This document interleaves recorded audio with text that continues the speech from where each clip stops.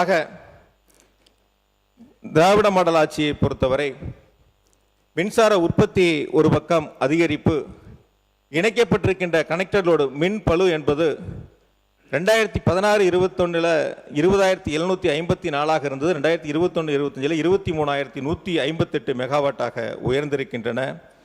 உச்ச மின் தேவையை பொறுத்தவரை 2024-25 ஆண்டில் 20,830 மெகாவாட்டாகவும், ஒரு நாளடிய மின் நுகர்வு என்பது 2025 446 மில்லியன் யூனிட்டாகவும் உயர்ந்து ஒரு வரலாற்று சாதனையை நிகழ்த்திய அரசு திராவிட மாடல் அரசு என்பதை இந்த நேரத்தில் நான் பெருமையோடு சுட்டிக்காட்டுகின்றேன். அதே போல 2000 உறுப்பினர் 20 நிமிடங்களை தாண்டி விட்டீர்கள். ஒரு 2 நிமிஷம் முடிச்சிருங்க. பொதுவாக ஒரு அரசு எந்த அளவிற்கு செயல்படுகிறது என்பதை எடுத்துக்காட்டக்கூடிய இடமாக மின்சாரத்துறை விளங்குகின்றன.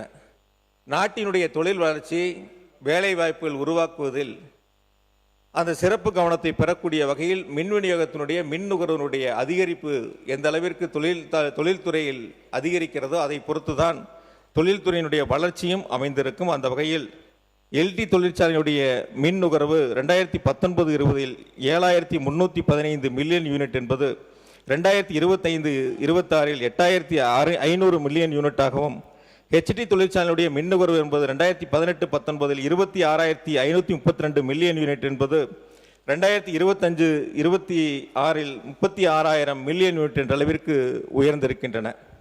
அனல் மின் நிலையங்களை பொறுத்தவரை வடசென்னை அனல் மின் நிலையம் ஸ்டேஜ் 3-ஐ பயன்பாட்டிற்கு கொண்டு வந்தவர் மாண்புமிகு தளபதி மு க ஸ்டாலின் அவர்கள்.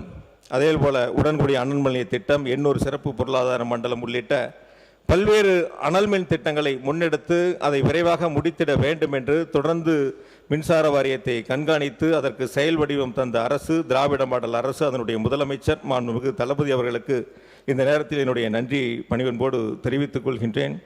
அதேபோல் அனல் மின் நிலையங்கள் மூலமாக தமிழ்நாடு மின்சார வாரியத்திற்கு சொந்தமான அனல் மின் நிலையங்கள் மூலமாக 2020-21 ஆண்டு 15,554 மில்லியன் யூனிட் உற்பத்தி செய்யப்பட்ட நிலையில் 2023-24 25,516 மில்லியன் யூனிட் உற்பத்தி செய்து படிப்படியாக தன்னுடைய சொந்த உற்பத்தியை அதிகரித்த அரசு திராவிட மாடல் அரசு என்பதை இந்த நேரத்தில் நான் பெருமையோடு சுட்டிக்காட்டுகின்றேன்.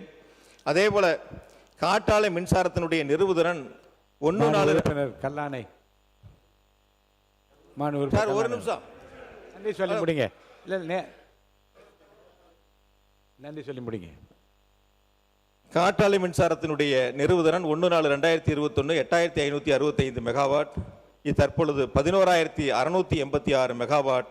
5 ஆண்டுகளில் 3,121 மெகாவாட் அளவிற்கு காற்றாலை மின்சாரத்தினுடைய நிறுவுதிறன் உயர்ந்திருக்கின்றன. அதேபோல ஒரு அரசினுடைய செயல்பாடுகள் அதனுடைய நிதிநிலையை பொறுத்து அதனுடைய செலவினங்கள், வருவாய் போன்றவற்றை பொறுத்து அமைகின்றன.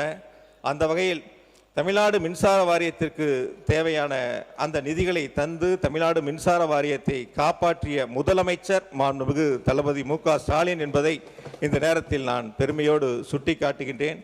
அதற்கு காரணம் தமிழ்நாடு மின்சார வாரியத்திற்கான அந்த வருவாய்க்கும் செலவுக்குமான இடைவெளிகள் ஏற்படுகின்ற பொழுது அதற்கான நிதிகளை முழுமையாக தந்து அந்த மின்சார வாரியத்தை காப்பாற்றி தந்தார். நான் இதை மாண்புமிகு நீர்வளத்துறை அமைச்சர் இன்னைக்கு சொல்லணும். மாண்பு நீர்வளத்துறை முடிச்சு நீங்கள் முடிச்சானே இல்லை, நீங்கள் முடிச்சாச்சுங்க. உங்களை பொறுத்த வரைக்கும் முடிச்சாச்சு, அவ்வளோதான். அதுக்கு மேலே விளக்கமாக சொல்கிறாரா? இப்போ இருக்கிற அரசாங்கத்துக்கு இதெல்லாம் செய்யுங்க என்று சொல்லுகின்ற ஆலோசனையும் சேர்த்து வழங்கியிருந்தா கூட ஒரு 2 நிமிஷம் நன்றி சொல்லுங்க. அதையே தான் சொல்லிட்டு இருக்கேன். நன்றி. ஏற்கனவே அதுதாங்க நான் கொடுத்துட்டு இருக்கேன். மாண்பு பேரவைத் அதுதான் சுட்டி காட்டினேன். நன்றி சொல்லி முடிங்க. மாண்பு பேரவைத் தலைவர் அவர்களே, 2016-21 வருவாய் பற்றாக்குறை 58,534 கோடி மின் வாரியத்தினுடைய இழப்புகள். அதே 2021-26 34,447 கோடி. குறிப்பாக 2020-21 14,542 கோடி மின் வாரியத்தினுடைய நஷ்டம். அது 2025-26 933 கோடியாக குறைத்து காட்டிய அரசு திராவிட மாடல் அரசு என்பதை இந்த நேரத்தில் நான் பெருமையோடு சுட்டி காட்டுகின்றேன். அதாவது வாரியத்தினுடைய செயல்பாட்டுக்கு ஒரே ஒரு உதாரணத்தை மட்டும் சொல்லி நேரத்தில் அருமை கருதி நிறைவு செய்கின்றேன். உலர் சாம்பல் விற்பனர் நம்முடைய அனல் மின் நிலையத்தில் அது 2020-21 ஒரு வருஷம் 92 கோடி வருமானம். அதே 2024-25 241 கோடி வருமானம்.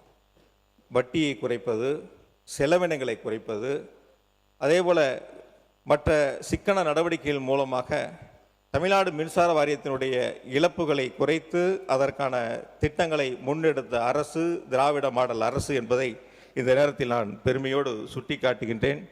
சிறப்பு திட்ட செயலாக்கத்துறையின் மூலமாக எங்களுடைய சட்டமன்றத்தினுடைய எதிர்க்கட்சி தலைவர் அந்த துறையை மிக சிறப்பாக வழிநடத்தி ஒரே லைன் தான் சார். சார் ஒரு லைன் அவ்வளவுதான். இல்ல போதும் போதும் சார் ஒரே லைன். இல்ல போதுங்க.